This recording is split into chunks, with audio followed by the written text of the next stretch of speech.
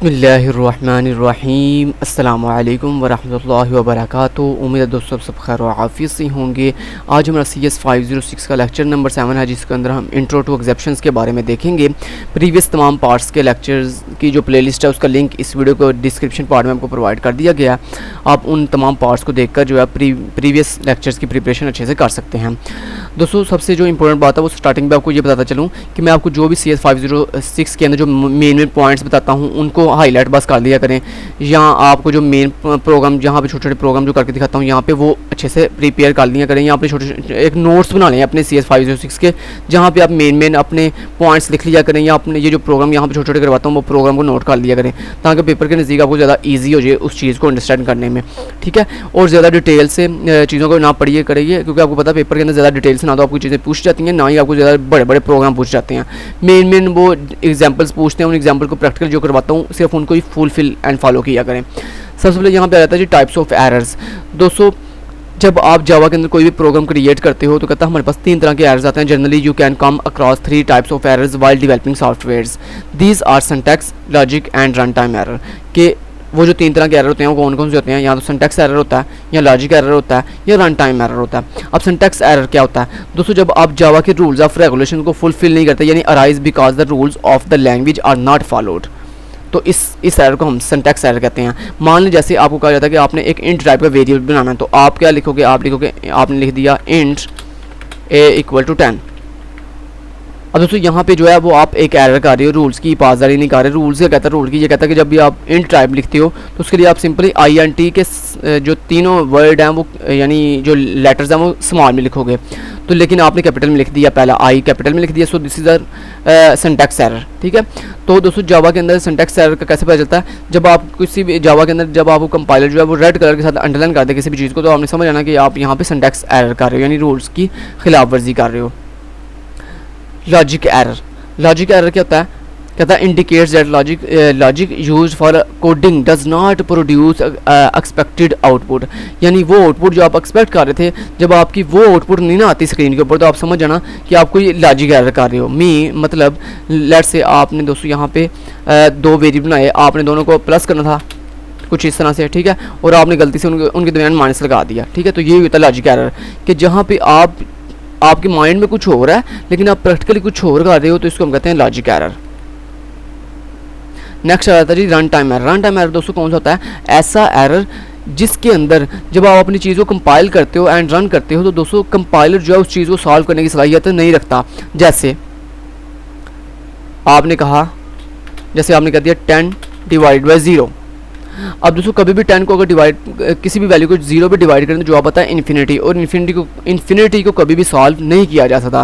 तो ये जो चीज़ें होती हैं ना जो कि इम्पॉसिबल हैं, जो कि कभी भी कंपाइलर सॉल्व नहीं कर सकता जिनको, तो ऐसे एरर्स को हम कहते हैं रन टाइम एरर। तो यहाँ पे उनकी एक लाइन की डेफिनेशन में लिखी हुई है, जैसे occur because the program tries to perform an operation that is impossible to complete, यानी ऐसी चीज़ें, टास्क, ऐसे ऑपरेशन जिनको परफॉर्म करना इम्पॉसिबल हो, कंप्लीट करना इम्पॉसिबल हो, ऐसे एरर को हम रन टाइम एरर कहते हैं। जैसे फॉर एग्जांपल डिवाइड बाय 0, किसी भी चीज़ को जब हम डिवाइड बाय 0 करते हैं तो ये इम्पॉसिबल चीज़ है। What is an exception? दोस्तों एक्सेप्शन क्या होती है? हमारे वो जो ऊपर एरर हमने पढ़े हैं उन एरर को सॉल्व करने के लिए जो हम तरीक़ाकार यूज़ करते हैं उसको हम एक्सेप्शन कहते हैं। कहता है एन एक्सेप्शन, ये आप डेफिनेशन कर सकते हैं। An exception is an event that usually signals an error news situation at run time, यानी रन टाइम के ऊपर दोस्तों हमारी जो वो एरर वाली सिचुएशन आती है ना, उस एरर वाली सिचुएशन के एरर को हैंडल करने के लिए, उसको कैच करने के लिए हम जो इवेंट यूज़ करते हैं उसको एक्सेप्शन कहते हैं। एक्सेप्शन और रैप्ड अप एज ऑब्जेक्ट, कहता है जो आपकी एक्सेप्शन होती है ना वो रैप होती हैं किसके अंदर? एक ऑब्जेक्ट के अंदर। कहता है अब अपने किसी भी प्रोग्राम के अंदर हमारे 3 तरीके होते हैं किसी भी एक्सेप्शन को डील करने के लिए। पहला इग्नोर, कि आप इग्नोर कर दो, यानी आपको कि मैंने इसको सॉल्व करना ही नहीं है। ठीक है, दूसरा handle it where it occurs, कि यानी हैंडल करो अपने उस एरर को जो आप एरर कर रहे हो, लेकिन कहाँ पे? जहाँ पे वो एरर आ रहा है। तीसरा handle it another place in the program, यानी आपने हैंडल तो कर रहे हो अपने एरर को, लेकिन आप उस जगह पे एरर को सॉल्व नहीं कर रहे जहाँ पे वो एरर आ रहा है, यानी आप किसी और प्लेस पे जाकर किसी और जगह पे जाके उस एरर को सॉल्व कर रहे हो। तो ये 3 तरह की जो है वो एक्सेप्शन सॉल्विंग टेक्निक्स होती हैं जिनके ज़रिए आप अपने एक्सेप्शन को सॉल्व करते हो। कहता है वाई हैंडल एग्जेप्शन, कहता है हम एग्जेप्शन को हैंडल क्यों करते हैं। कहता है help to separate error handling code from main logics of the program. कहता है हमारे मेन लॉजिक प्रोग्राम की जो मेन लॉजिक होती है ना, उसके अंदर हमारे जो कोड के अंदर एरर आ रहा होता है ना, उसको हैंडल करने के लिए और उस एरर को सेपरेट करने के लिए हमारी हेल्प करता है एग्जेप्शन हैंडलिंग। ठीक है, कहता है if not handled properly program might terminate. कहता है इसके अलावा इसके पास ये सलाहियत होती है कि अगर आपका प्रोग्राम प्रॉपरली हैंडल नहीं हो रहा आपसे, तो कहता है ये क्या करता है, आपके प्रोग्राम को टर्मिनेट कर देता है, यानी बंद कर देता है उस प्रोग्राम को। ठीक है, तो ये इसका बहुत फ़ायदा हमें है एग्जेप्शन हैंडलिंग का। एग्जेप्शंस इन जावा, तो जैसे कि मैंने पहले शुरू में बताया, जो पॉइंट मैंने सिर्फ हाईलाइट किए हुए हैं ना, जस्ट आपने इनको हाईलाइट कर लें अपने नोट्स के अंदर और सिर्फ जस्ट इनको ही प्रिपेयर करें। ज़्यादा डिटेल से चीज़ों को पढ़ने की ज़रूरत नहीं है, सिर्फ आपको थोड़ा आइडिया होना चाहिए कि ये चीज़ है क्या। ठीक है, और जो प्रोग्राम सिर्फ आपको आईडी में करवाऊंगा ना, आपने सिर्फ उनको ही प्रिपेयर करना है। ओके, चलें। कहता है एग्जेप्शन इन जावा, कहता है एग्जेप्शन जावा के अंदर एग्जेप्शन होती क्या चीज़ है। कहता है an exception in Java is represented as an object that created when an abnormal situation arise in the program. कहता है जब आपके प्रोग्राम के अंदर कोई भी normal situation abnormal situation arise होती है ना, तो कहता है उसको हैंडल करने के लिए, उसको रिप्रेजेंट करने के लिए हम जो ऑब्जेक्ट क्रिएट करते हैं ना, उसको हम एग्जेप्शन हैंडलिंग कहते हैं, एग्जेप्शन इन जावा कहते हैं। ठीक है, उसके बाद कहता है जैसे उसने कुछ एग्जांपल दी है। कहता है ड्यू टू द नेटवर्क, कहता है this exemption object stores information about the nature of the problem. ठीक है, कहता है ये डिपेंड कर रही होती है एग्जेप्शन ऑब्जेक्ट्स जो है वो किसके ऊपर, आपके प्रॉब्लम की नेचर के ऊपर। All exception in Java are inherit from a class known as throwable. कहता है जितनी भी आपकी एग्जेप्शन है ना जावा के अंदर, वो सारी की सारी इनहेरिट कहाँ से होती हैं, यानी वो किसकी चाइल्ड है, थ्रोज क्लास की। ठीक है, एग्जेप्शन हायरार्की, एग्जेप्शन हायरार्की को उसने एक डायग्राम के जरिए सॉल्व किया। उस डायग्राम को मैं आपको दिखाता हूँ यहाँ पे, देखें। कहता है सबसे पहले क्या होता है, सबसे पहले कहता है आपके पास एक ऑब्जेक्ट क्लास है। ठीक है, और वो ऑब्जेक्ट क्लास जो है उससे इनहेरिट किया गया थ्रोएबल क्लास को, यानी वो थ्रोएबल क्लास जिसके अंदर हमारी जितने भी एग्जेप्शन है ना, वो सारी की सारी इससे लिंक आ रही होती है हमारी थ्रोएबल क्लास से। अब उसके थ्रोएबल क्लास के अंदर दो तरह की चीज़ें होती हैं, एक होती है एग्जेप्शन, एक होता है एरर। एग्जेप्शन के अंदर हमारी जितनी भी एग्जेप्शन होती हैं डिफरेंट टाइप्स की वो आती हैं, और एरर के अंदर हमारे जितने भी डिफरेंट टाइप्स के एरर होते हैं वो आते हैं। अब एग्जेप्शन के अंदर कौन सी एग्जेप्शन होती हैं, जैसे क्लास नॉट फाउंड एग्जेप्शन हो सकती है, आईओ एग्जेप्शन हो सकते हैं, या डिफरेंट एग्जेप्शन हो सकती हैं। इसके अलावा एरर के अंदर हमारे लिंकेज एरर हो सकता है, वर्चुअल मशीन एरर हो सकता है, या फिर AWT एरर हो सकता है। अब जो आपके पास कहता है एग्जेप्शन के अंदर रन टाइम एग्जेप्शन है ना, कहता है उसके अंदर हमारे पास डिफरेंट तरह के एग्जेप्शन आ सकती हैं। सब एग्जेप्शन जिनके अंदर अरिथमेटिक एग्जेप्शन होती है, नल पॉइंटर एग्जेप्शन होती है, और index out of bound exemption होती है। दोस्तों ये जो तीन एग्जेप्शन है ना, ये तीनों एग्जेप्शन जो 200 टाइप है अनचेक्ड एग्जेप्शन की। ठीक है, चलें, टाइप्स ऑफ एग्जेप्शन आ गई हैं। टाइप्स ऑफ एग्जेप्शन के अंदर दोस्तों हमारे पास दो मेन टाइप्स होती हैं, एक होती है अनचेक्ड एग्जेप्शन, एक होती है चेक्ड एग्जेप्शन। अनचेक्ड एग्जेप्शन दोस्तों वो होती है जिसके अंदर हम डिटेल से चीज़ों को जो है वो हैंडल नहीं करते, जबकि चेक्ड एग्जेप्शन वो होती है जिसके अंदर हम डिटेल से हम चीज़ों को हैंडल करते हैं। अनचेक्ड एग्जेप्शन के इसने कुछ पॉइंट्स लिखे हैं, जिसमें से आप एक दो पॉइंट याद कर लें, जैसे सब classes of run time exemption and errors. कहता है ये अनचेक्ड एग्जेप्शन वो होती हैं जो कि मेन एग्जेप्शन नहीं होती, जो रन टाइम की मेन एग्जेप्शन एरर नहीं होती, बल्कि ये एरर के अंदर किसी भी जो हमारे पास रन टाइम एग्जेप्शन होती है ना, यानी हमारे पास एरर के अंदर रन टाइम एग्जेप्शन होती है, कहता है उसकी सब क्लासेस होती हैं अनचेक्ड एग्जेप्शन। ठीक है, एक पॉइंट ये याद कर लें। उसके बाद कहता है does not require explicit handling, कहता है इसको हम डिटेल से जो है वो हैंडल नहीं करते। तो ये आप दो पॉइंट्स याद कर लो अनचेक्ड एग्जेप्शन के। उसके बाद कहता है चेक्ड एग्जेप्शन, जैसे कि मैंने आपको बताया मस्ट बी कैच और declare in a throw class. कहता है ये जो चेक्ड एग्जेप्शन होती है ना, ये एक बड़े लेवल की एग्जेप्शन होती है, यानी जिसके अंदर हम जो है वो डिटेल से अपनी चीज़ों को जो है वो हैंडल करते हैं। और ये जो चेक्ड एग्जेप्शन होती है ये कोई सब एग्जेप्शन नहीं होती, यानी सब क्लासेस नहीं होती, बल्कि ये मेन क्लासेस होती हैं किसी भी एग्जेप्शन की। किसी भी एग्जेप्शन के अंदर जो मेन एग्जेप्शन होती है ना, आपकी मेन जो एरर आप कर रहे होते हो, उनको हैंडल करने के लिए हैंडल जो करती हैं ना, वो कहता है चेक्ड एग्जेप्शन होती हैं, और इनको दोस्तों हम डिटेल से जो है वो हैंडल करते हैं। कहता है compile when issue an error if not handled appropriately. कहता है इनके अंदर अगर हमारा जो एरर है ना, अगर वो प्रॉपरली हमसे मैनेज ना हो रहा हो, यानी हैंडल ना हो रहा हो तो हम अपने प्रोग्राम को जो क्या कर देते हैं, टर्मिनेट कर देते हैं, यानी उसको बंद कर देते हैं। हो जावा हैंडल एग्जेप्शन, कहता है हम जावा के अंदर एग्जेप्शन हैंडल कैसे करते हैं। तो जो बार बार बता रहा हूँ, ये जो मेन पॉइंट्स मैंने हैंडल किया ना, जैसे ये टाइप्स हैं कि एग्जेप्शन की टाइप्स कौन सी हैं, एग्जेप्शन के अंदर फ्लो चार्ट कौन सा है, तो ये मेन पॉइंट्स अपने माइंड में रखें। ये पेपर में आपसे पूछे जा सकते हैं शॉर्ट क्वेश्चन के अंदर, एग्जेप्शन की टाइप्स बताओ, या इस तरह कहता है हो जावा हैंडल एग्जेप्शन के, जावा के अंदर हम एग्जेप्शन को हैंडल कैसे करते हैं। तो इसके 5 कीवर्ड्स होते हैं, पाँच तरह से हम जो है अपनी एग्जेप्शन को हैंडल करते हैं। अब ये 5 पॉइंट्स अपने अपने जहन में बिठा लेने हैं। पहला कौन सा है, ट्राई, कि ट्राई के ज़रिए हम अपनी चीज़ को हैंडल करते हैं, अपने एग्जेप्शन को कैच के ज़रिए, फाइनली के ज़रिए, थ्रो के ज़रिए एंड थ्रोज के ज़रिए। अब ट्राई ब्लॉक क्या होता है दोस्तों? ट्राई ब्लॉक ये होता है हमारा वो कोड जिसके अंदर हमारा एरर आ रहा है ना, वो कोड हम किस में डाल देते हैं, अपने ट्राई ब्लॉक में डाल देते हैं। कैच ब्लॉक, ये ब्लॉक दोस्तों वो होता है जो हमें एरर के बारे में बताता है कि आप जो है ट्राई ब्लॉक के अंदर जो कोड आपने डाला जिसके अंदर आपका एरर आ रहा है, वो एरर असल में है क्या, यानी किस टाइप का वो एरर है। तो वो उसकी टाइप हमें कौन बताता है, उस एरर की टाइप या किस टाइप की एग्जेप्शन है वो, उसके बारे में हमें कौन बताता है, कैच ब्लॉक बताता है। उसके बाद फाइनली ब्लॉक क्या होता है? ये फाइनली ब्लॉक दोस्तों वो ब्लॉक होता है जो हमने जो अभी एग्जेप्शन सॉल्व की है ना, उस एग्जेप्शन की वजह से हमारे कंपाइलर के अंदर वो जो गड़बड़ हुई है ना, यानी जो हमारे कंपाइलर के अंदर अनफॉर्चुनेटली जो एरर आए हैं, उन एरर को दोस्तों सॉल्व करने के लिए, उनको क्लीन अप करने के लिए हम जो है वो फाइनली ब्लॉक का इस्तेमाल करते हैं। अब ये फाइनली ब्लॉक दोस्तों जब आप लगाते हो ना, तो इसके अंदर हम कुछ भी नहीं लिखते, इसके अंदर कुछ भी नहीं लिखते, ये ऑटोमेटिकली चल जाता है। चाहे आपकी एग्जेप्शन आई या चाहे नहीं आई, इसने चल जाना। और इसने चल क्या करना है, इसने आपके वो जो है ना आपका कंपाइलर, उसको एक दफ़ा क्लीन अप कर देना, यहाँ पे कोड को जो है एक दफ़ा दोबारा से जो है वो क्लीन अप कर देना है। सो ये इसका मेन पॉइंट होता है। और ये इसने लिखा हुआ भी हुआ, दिस ब्लॉक ऑलवेज एग्जीक्यूट, ये हमेशा एग्जीक्यूट होता है वेदर एग्जेप्शन अकर और नॉट, चाहे एग्जेप्शन आती या नहीं आती, इसने चलना ही चलना।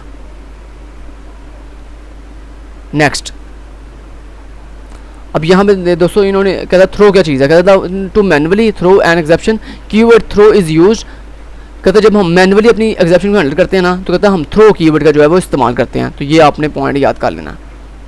उसके बाद थ्रोज क्या चीज़ है, कहता if method is not interested in handling the exception then it can throw back the exception to the caller method using throws keyword, यानी कहता है जनाब जिस मेथड के अंदर आपकी एग्जेप्शन आ रही है, यानी एरर आ रहा है, कहता अगर आपने वहाँ पे उस एरर को हैंडल नहीं करना, तो फिर हम क्या करते हैं, फिर हम जो है थ्रोज कीवर्ड के ज़रिए अपने उस मेथड में जाके एरर को हैंडल करते हैं जिस मेथड के अंदर हमने उस मेथड जहाँ पे एरर आ रहा था ना, उस मेथड को कॉल किया होता है, यानी कॉलर मेथड, यानी जिस मेथड ने कॉल किया ना, उस मेथड को, जिस मेथड में आपको मान लो, चलिए मैं आपको एग्जाम्पल से करवाता हूँ। मान लो आपके पास दो मेथड हैं, एक मेथड 1 एंड एक मेथड 2, मेथड 1 एंड मेथड 2, ठीक है, मेथड 2। अब मान लो दोस्तों आपका एरर जो है वो मेथड 1 में आ रहा है, ठीक है, लेकिन आपने मेथड 1 को मेथड 2 के जरिए कॉल किया हुआ है, तो कॉलर मेथड कौन सा हुआ, मेथड 2। सो दोस्तों आप अगर चाहते हो कि मेथड 1 जिसके अंदर एरर आ रहा है ना, आपने वहाँ पे एरर को सॉल्व नहीं करना, बल्कि कहाँ पे सॉल्व करना है, जिस मेथड में आपने इस मेथड 1 को कॉल किया, सो आपने कॉल कहाँ पे किया, मेथड 2 के अंदर। सो आपने मेथड 2 के अंदर आपने अगर आके अपने उस एरर जो कि मेथड 1 में आ रहा था उसको अगर सॉल्व किया, तो उसको हम कहते हैं थ्रोज के जरिए अपनी चीज़ को सॉल्व करना। यानी जिस प्लेस पे एरर आ रहा है उस प्लेस पे आपने एरर को सॉल्व नहीं किया, बल्कि किसी और प्लेस पे जाके किसी और मेथड में जाके एरर को सॉल्व कर रहे हैं, तो उसको हम कहते हैं थ्रोज कीवर्ड के जरिए अपनी चीज़ को, अपने एरर को सॉल्व करना। चलें जी, अब यहाँ पे प्रैक्टिकली लास्ट पे करवाता हूँ आपको प्रैक्टिकली अपनी दो तरह की जो हमने एग्जेप्शन पढ़ी हैं, एक अनचेक्ड एग्जेप्शन, एक चेक्ड एग्जेप्शन। दोस्तों अनचेक्ड एग्जेप्शन को प्रैक्टिकली कैसे सॉल्व करते हैं और चेक्ड एग्जेप्शन को प्रैक्टिकली कैसे सॉल्व करते हैं, इसके बारे में बताता हूँ। चलें प्रैक्टिकली करते हैं। सबसे पहले मैं करने लगा हूँ अनचेक्ड एग्जेप्शन की एग्जाम्पल, CHEC के चेक्ड एग्जेप्शन। दोस्तों अनचेक्ड एग्जेप्शन जो है वो जैसे कि मैंने आपको बताया, अनचेक्ड एग्जेप्शन वो होती है जिसके अंदर जब आप अपनी चीज़ को डिवाइड बाय 0 कर रहे होते हो, index out of bound exemption कर रहे होते हो, या फिर आप जो है वो क्या कर रहे होते हो, तीसरी कौन सी थी आपके पास के इंडेक्स आउट ऑफ बाउंड थी, या फिर आपके पास कोई भी अरिथमेटिक के रिलेटेड कोई भी एग्जेप्शन आ रही है, तो उसको हम अनचेक्ड एग्जेप्शन कहते हैं। हाँ सॉरी, पॉइंटर नल एग्जेप्शन, ठीक है। तो ये जब 3 तरह के एग्जेप्शन करते हैं तो इसको हम अनचेक्ड एग्जेप्शन कहते हैं। अनचेक्ड एग्जेप्शन को प्रैक्टिकली सॉल्व करने के लिए दोस्तों मैं आपको एक एग्जांपल से देकर करवाता हूँ। पेपर के अंदर आपको ये नहीं कहेगा कि अनचेक्ड एग्जेप्शन, हाँ ये कहेगा अनचेक्ड एग्जेप्शन क्या होती है, आप उसकी डेफिनेशन लिख देना जो मैंने वो अभी बताई थी, ठीक है। उसके बाद वो कहेगा एग्जाम्पल के जरिए अनचेक्ड एग्जेप्शन को सॉल्व करो। तो जो आपको एग्जाम्पल करवाने लगा ना, आपने यही एग्जाम्पल सेम एज वहाँ पर डिटेल का भी ठोक देनी है, ठीक है। अब यहाँ पे देखो, मान लो मैं आपको कहता हूँ जी इंट, ठीक है, int a equal to 10 and int b equal to 0। उसके बाद हमने क्या किया, int div equal to a divided by b, और उसके बाद हमने क्या कर दिया साउट, और साउट के अंदर आपने लिख दिया div। ठीक है, अब मैं आपको करके कहता हूँ कंपाइल। तो ये देखें दोस्तों एक्सेप्शन आ गई है। ठीक है, और ये कौन सी एक्सेप्शन आई है, अरिथमेटिक एक्सेप्शन आई है, डिवाइडेड बाय जीरो, कि आप अपनी चीज़ को डिवाइड कर रहे हो जीरो के साथ। So this is the unchecked exception. Unchecked exception की ये एग्जांपल थी। अब आपने अभी इसको सॉल्व प्रॉपर नहीं किया, ये मैंने आपको पहले करके दिखाया, आपने अनचेक्ड एक्सेप्शन की जो है वो अभी करके दिखानी है प्रॉपर। ठीक है, तो ये मैंने आपको जस्ट हाफ एग्जाम्पल भी करवाई है, अभी आपने कंप्लीट पूरी करनी है। अब आपने क्या करना है दोस्तों, इसको सॉल्व करना है ट्राई कैच के जरिए। तो आपने लिखा ट्राई, और ट्राई के अंदर दोस्तों वो कोड डालते हैं जिसमें हमारा एरर आ रहा था। तो हमारा एरर दोस्तों इस कोड में आ रहा था ना, ये जो जिस कोड को अभी हमने लिखा था जिसमें हमारा एरर आ रहा था, उस कोड को हमने उठा के इसमें डाल दिया ट्राई के अंदर। अब इस कोड के अंदर जो एरर आ रहा है उस एरर को कैच करने के लिए हम कैच फंक्शन लगाते हैं। ठीक है, अब इस कैच के अंदर दोस्तों अगर आपकी अनचेक्ड एक्सेप्शन है ना, तो उसके लिए हम सिंपल लिखते हैं एक्सेप्शन, और एक्सेप्शन के अंदर आगे वेरिएबल ला देते हैं ई। अब ये जो आपका एरर आएगा ना यहाँ पे ट्राई ब्लॉक के अंदर, उस एरर को इस ई वेरिएबल के अंदर हम स्टोर कर लेंगे, और फाइनली उसको स्क्रीन पे डिस्प्ले कर देंगे। और हमने यहाँ पे कह दिया एरर, एरर, और उस एरर को, वो एरर किस में स्टोर है, इस ई वेरिएबल में। सो आपने इस ई वेरिएबल की वैल्यू स्क्रीन में डिस्प्ले कर दी। चलें, तो ये थी दोस्तों एग्जांपल ऑफ अनचेक्ड एक्सेप्शन। सो आपने इस एग्जांपल को अपने पास कॉपी में नोट कर लें, या जहाँ पे भी नोट करना नोट कर लें। तो आपको पेपर में अगर पूछा जाता है कि अनचेक्ड एक्सेप्शन की एग्जांपल करो, तो आपने सिंपल ये एग्जांपल करके दिखा देनी है। ठीक है, चलिए मैं अब इसको कंपाइल करता हूँ, और यहाँ पे देखें दोस्तों आपको एरर बता रहा कहता है java.lang.arithmetic एक्सेप्शन और डिवाइड बाय जीरो। तो देखें इसने अपने सिस्टम को, अब देखें ट्राई कैच से हमें फ़ायदा क्या हुआ है कि हमारा सिस्टम क्रैश नहीं किया। जैसे आगे क्रैश किया था ना रेड कलर के साथ, उसने क्रैश कर दिया था हमारे सिस्टम को, वैसे देखें उसने क्रैश नहीं किया, प्रॉपरली हमारे एरर हमें बताया और साथ ही हमारे प्रोग्राम को टर्मिनेट कर दिया। ठीक है, तो यही होता है दोस्तों ट्राई कैच का फ़ायदा। ठीक है, तो ये थी अनचेक्ड एक्सेप्शन। अब मैं करके दिखाता हूँ आपको एग्जाम्पल चेक्ड एक्सेप्शन की, CHECK चेक्ड एक्सेप्शन। अब दोस्तों चेक्ड एक्सेप्शन की एग्जांपल कैसे करेंगे, उसके लिए दोस्तों सबसे पहले जब भी आपने चेक्ड एक्सेप्शन करनी होती है ना, तो उसके लिए आपको एक पैकेज इंपोर्ट करना पड़ता है, आईओ पैकेज। तो आपने लिखना इम्पोर्ट और आपने लिखना java.io.static। स्टैटिक मीन सारी की सारी मुझे क्लासेस इंपोर्ट करनी है। ये आईओ मेरा पैकेज है, मैंने कहा उसके अंदर जितनी भी क्लासेस हैं सारी इंपोर्ट कर लो। ठीक है, अब यहाँ पे हमने ट्राई के अंदर लिख दिया अपना चेक्ड एक्सेप्शन। अब चेक्ड एक्सेप्शन के अंदर एग्जांपल कैसे होगी, उसके लिए दोस्तों आप एक फाइल रीड करोगे। तो फाइल रीड करने के लिए सबसे पहले आप फाइल रीडर यूज़ करोगे। तो आपने लिखा फाइल रीडर FR = न्यू मेरा फाइल रीडर। तो ये जो करके दिखा रहा हूँ सेम एज यही आपने एग्जाम्पल जो है पेपर में डाल देनी, अगर आपको कहता है कि चेक्ड एक्सेप्शन की एग्जाम्पल करके दिखाओ। उसके बाद दोस्तों इसके अंदर हम फाइल रीडर के अंदर हम डबल कोट्स के अंदर अपनी फाइल का नाम बताते हैं। तो मेरी फाइल का नाम मान लो नाम है input.txt टेक्स्ट, जो कि एग्जिस्ट नहीं कर रही मेरे इस सिस्टम के अंदर। ठीक है, सो लास्ट पे सेमीकोलन। उसके बाद दोस्तों इस फाइल को आपने ओपन तो कर लिया, यानी रीड मोड के लिए ओपन कर लिया। अब इसमें से आपने वो जो लाइन्स रीड करनी है, स्टेटमेंट्स रीड करनी है, उसके लिए हम बफर रीडर का इस्तेमाल करते हैं। तो आपने लिखा buffered reader BR = new buffered reader. ठीक है, और इस बफर रीडर के अंदर आपने अपनी इस फाइल रीडर का ऑब्जेक्ट दे देना FR। ठीक है जी, उसके बाद आपने क्या किया, उसके बाद दोस्तों बफर रीडर के को करने के बाद अब आपने वो जो लाइन रीड की है बफर रीडर के जरिए उसको कैच करें। उसको कैच करने के लिए हम स्ट्रिंग लाइन वेरिएबल के अंदर = हमने कहा BR, यानी बफर रीडर के ऑब्जेक्ट के ज़रिए मैंने कहा मेरी स्टेटमेंट जो है वो गेट करो। तो डॉट रीड लाइन। ठीक है, चलिए, और उसके बाद मैंने कहा सॉर्ट कर दो, क्या बोला, मेरी लाइन को। तो लाइन, और लाइन के अंदर आपने लाइन डिस्प्ले कर दी। चलें जी, अब यहाँ पे दोस्तों आपके सबसे पहले जो एरर ना वो ये है कि आपकी इसको फाइल ही नहीं मिलेगी। तो ये एक एक्सेप्शन आप कर रहे हो। तो इस एक्सेप्शन को सॉल्व करने के लिए हम यहाँ पे कैच ब्लॉक लिखेंगे। कैच के अंदर हम जो है वो क्या करेंगे दोस्तों, जब भी आप चेक्ड एक्सेप्शन करते हो ना, उस चेक्ड एक्सेप्शन के अंदर जितनी भी तरह की एक्सेप्शन है ना, उन तमाम एक्सेप्शन को हैंडल करने के लिए हम यहाँ पे आईओ एक्सेप्शन का इस्तेमाल करते हैं। तो आईओ एग्जेप्शन, और आपने यहाँ लिख दिया ई, और इस कैच ब्लॉक के अंदर आपने सिंपली लिख दिया साउट, और साउट के अंदर आपने लिख दिया एरर, और एरर के अंदर आपने ई वाला एरर डाल दिया। ठीक है, अब जरा देखिएगा, कंपाइल किया मैंने और यहाँ पे देखें इसने आपको बता दिया, कहता है java.io.file not found एक्सेप्शन, कहता है मुझे फाइल नहीं मिली, ये वो वाला एक्सेप्शन है। समझ आ गई? तो इस तरह दोस्तों आप चेक्ड एक्सेप्शन के अंदर अपना पहले ये पैकेज इंपोर्ट करते हो, उसके बाद ये आप आईओ एक्सेप्शन यूज़ करते हो अपने चेक्ड एक्सेप्शन के जितने भी एक्सेप्शन होती हैं उन सब कुछ हैंडल करने के लिए आप चेक्ड ये आईओ एक्सेप्शन का इस्तेमाल करते हो।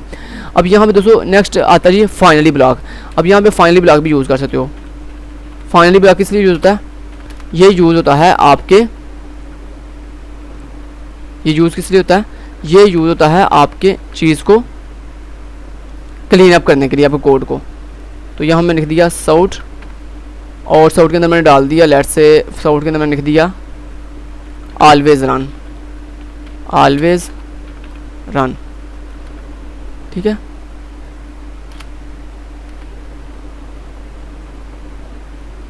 फाइनली, और फाइनली क्या राउंड ब्रेसेस नहीं आती।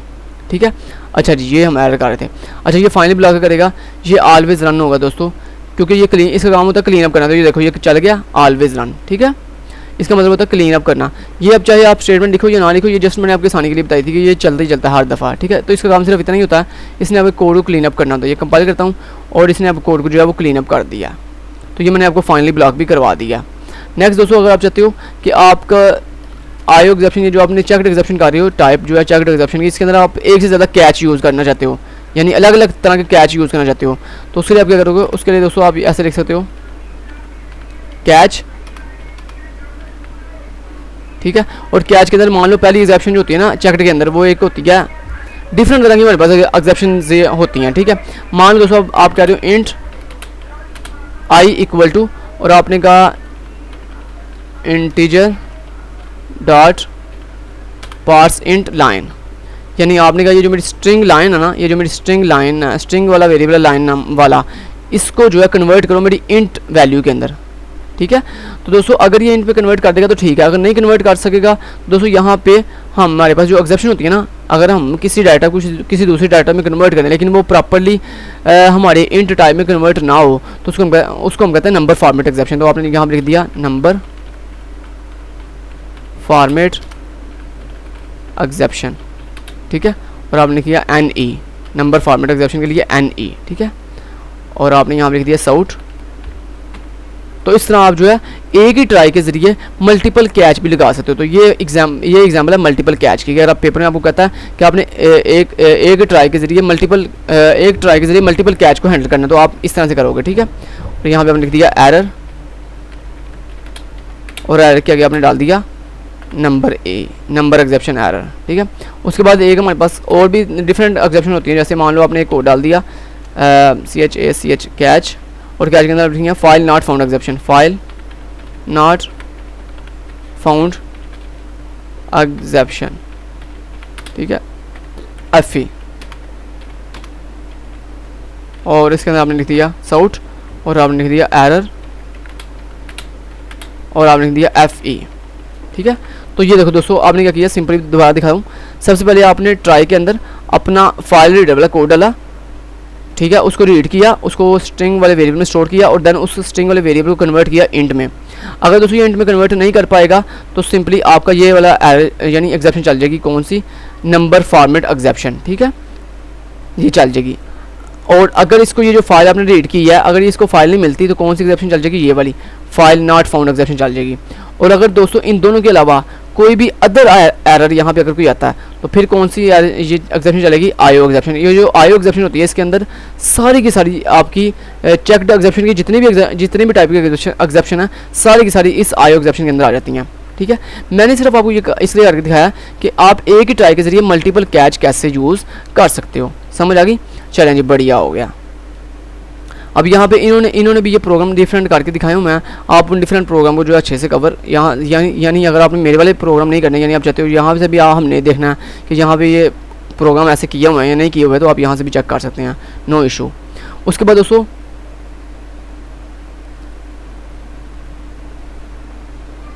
नेक्स्ट एक होता है, ये देखें नेक्स्ट आ गया जी multiple catch blocks. Multiple catch blocks मैंने अभी आपको करके दिखाया है। ये देखें मल्टीपल कैच ब्लॉक्स, ठीक है। मल्टीपल कैच ब्लॉक कहता है possible to have multiple catch classes for a single try statement, यानी जब आप एक ही सिंगल ट्राई स्टेटमेंट के जरिए के साथ मल्टीपल कैच क्लासेस यूज़ करते हो तो कहता है इसको हम कहते हैं मल्टीपल कैच ब्लॉक्स, ठीक है। नेक्स्ट दोस्तों हमारे पास एक लास्ट पे एक मेथड बिल्ट इन मेथड है, वो मैंने आपको करके दिखाना है। वो है जी ये थ्रो क्या है। थ्रो मैंने जैसे कि बताया कि थ्रो का कोड आप यहाँ से देख सकते हो, ठीक है, कि जब एक मेथड के अंदर जो एरर है उसको किसी दूसरे मेथड के जरिए सॉल्व करना थ्रो होता है, ठीक है। उसके बाद ये आ गया कि मेथड, एक मिनट हटे, ऊपर एक बिल्ट इन मेथड है प्रिंट स्टैक ट्रैक मेथड। ये प्रिंट स्टैक ट्रैक मेथड क्या करता है इसको आपको बता देता हूँ।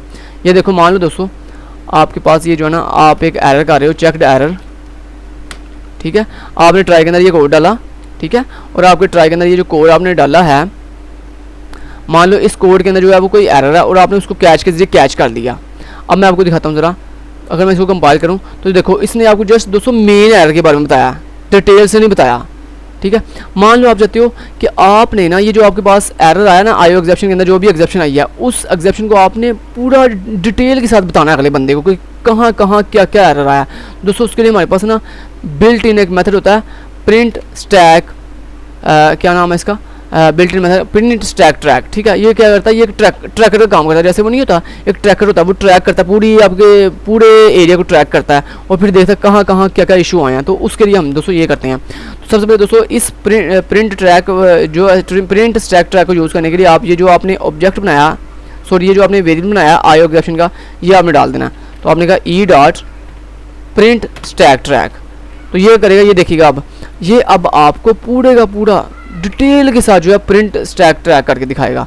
ये कंपाइल करता हूँ और यहाँ पे देखें इसने आपको पूरा डिटेल के साथ जो है वो बता दिया कहाँ कहाँ क्या क्या कौन कौन सा जो है वो एरर आ रहा है। सो यही होता है दोस्तों डिटेल के साथ अगर आपने अपने एरर को पूरा ट्रैक करना हो तो उसके लिए दोस्तों हम प्रिंट स्टैक ट्रैक का इस्तेमाल करते हैं। इसको आप साउट के ज़रिए भी प्रिंट कर सकते थे, इसको आप साउट के ज़रिए प्रिंट कर सकते हो, यहाँ डायरेक्ट भी प्रिंट कर सकते हो, नो इशू। ये आपको सिंपली आंसर ऐसे प्रिंट करके दिया जैसे अभी मैंने आपको करके दिखाया है। तो यहाँ तक दोस्तों हमारा लेक्चर जो है वो कंप्लीट होता है, लेक्चर 7। अगर आपको कोई क्वेश्चन हो या वो कोई चीज़ समझ ना आई हो जो प्रैक्टिकल आपको करवाए हैं, इन तमाम प्रैक्टिकल को अपने नोट्स के ऊपर जो है वो नोट कर लीजिएगा ताकि पेपर के नज़दीक आपको तैयारी करना जो है वो ज़्यादा ईजी हो जाए। Thank you so much, till then guys, take care, अल्लाह हाफिज़।